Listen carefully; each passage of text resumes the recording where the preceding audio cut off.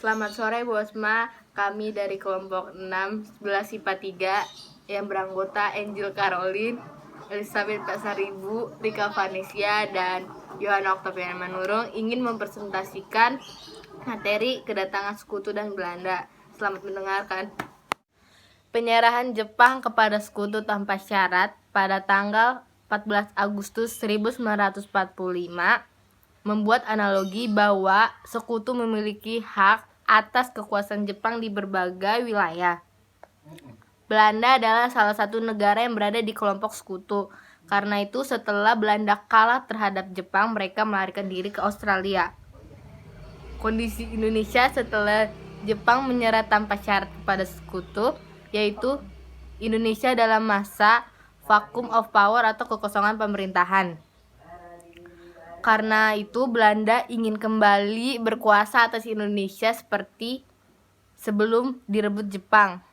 Dengan kata lain, Belanda ingin menjajah kembali Indonesia. Bagi sekutu setelah Perang Dunia Kedua, maka negara bekas jajahan Jepang merupakan tanggung jawab sekutu. Sekutu mempunyai tanggung jawab perlucutan senjata tentara Jepang dan memulangkan tentara Jepang. Faktanya, rakyat Indonesia telah memproklamasikan kemerdekaan pada tanggal 17 Agustus 1945. Kondisi ini bertolak belakang dengan bayangan Belanda dan sekutu. Karena itu akan terjadi pertentangan atau konflik antara Indonesia dengan sekutu dan Belanda. Terima kasih atas perhatiannya. Akan dilanjutkan oleh rekan saya Angel Caroline. Terima kasih.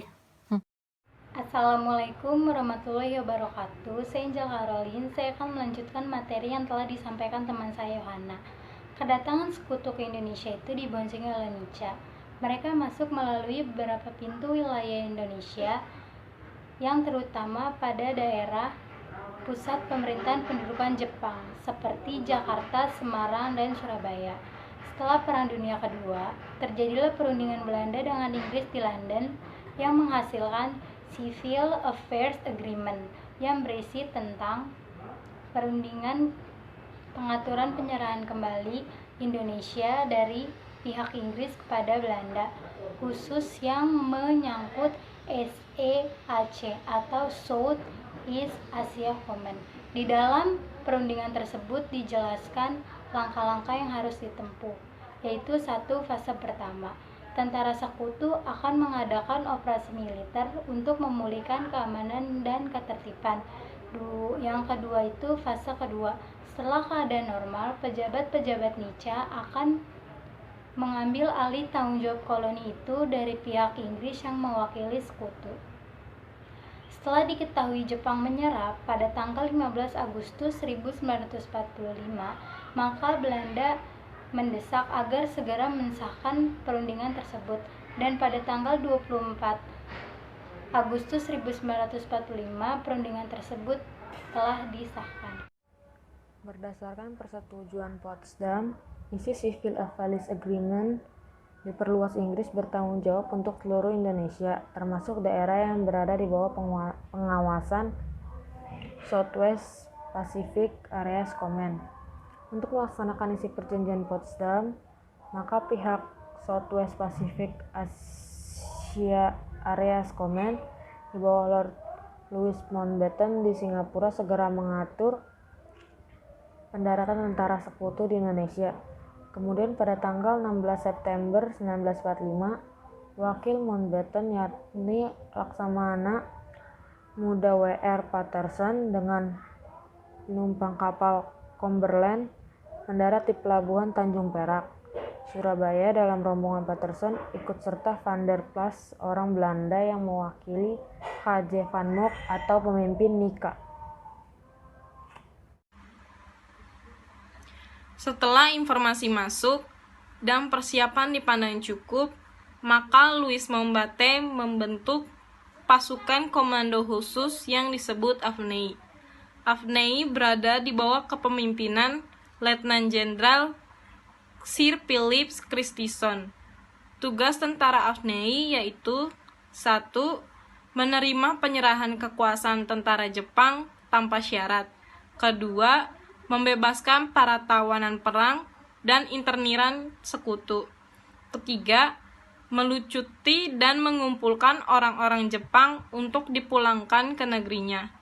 Keempat, menegakkan dan mempertahankan keadaan damai, menciptakan ketertiban dan keamanan untuk diserahkan kepada pemerintahan sipil. Kelima, mengumpulkan keterangan tentang penjahat perang untuk kemudian diadili sesuai hukum yang berlaku.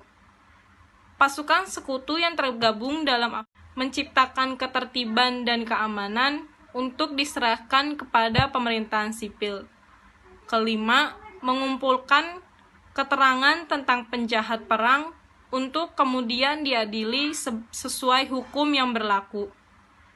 Pasukan sekutu yang tergabung dalam AFNEI mendarat di Jakarta pada tanggal 29 September 1945.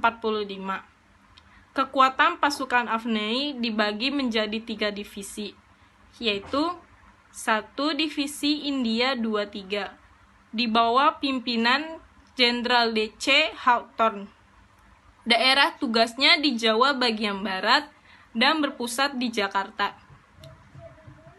Kedua, Divisi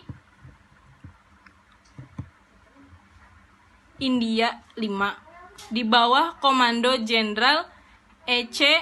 Munzer, bertugas di Jawa bagian timur dan berpusat di Surabaya. Ketiga, Divisi India 26, di bawah Komando Jenderal H.M. Chambers, bertugas di Sumatera, pusatnya ada di Medan. Kedatangan sekutu di boncengi Nika yang akan menegakkan kembali kekuatannya di Indonesia. Hal ini menimbulkan kecurigaan terhadap sekutu dan bersikap anti Belanda. Saya Angel Caroline, saya akan melanjutkan materi dari Rika Vanesia. Kedatangan sekutu diboncengi oleh Nica yang akan menegakkan kembali kekuatannya di Indonesia. Hal ini menimbulkan kecurigaan terhadap sekutu dan bersikap anti Belanda.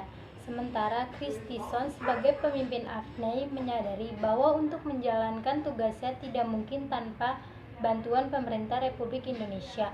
Oleh karena itu, Christison bersedia berunding dengan pemerintah Republik Indonesia. Selanjutnya, Christison pada tanggal 1 Oktober 1945 mengeluarkan pernyataannya secara de facto tentang negara Indonesia. Sekian materi kedatangan sekutu dan Belanda dari kelompok 6, yaitu Angel Caroline, Elizabeth Pasaribu, Rika Vanesia, dan Yohana Octaviana Manurung. Kiranya bermanfaat. Sekian dan terima kasih. Dan jangan lupa untuk stay safe, stay healthy untuk saat-saat seperti ini, yaitu saat wabah virus corona. Terima kasih.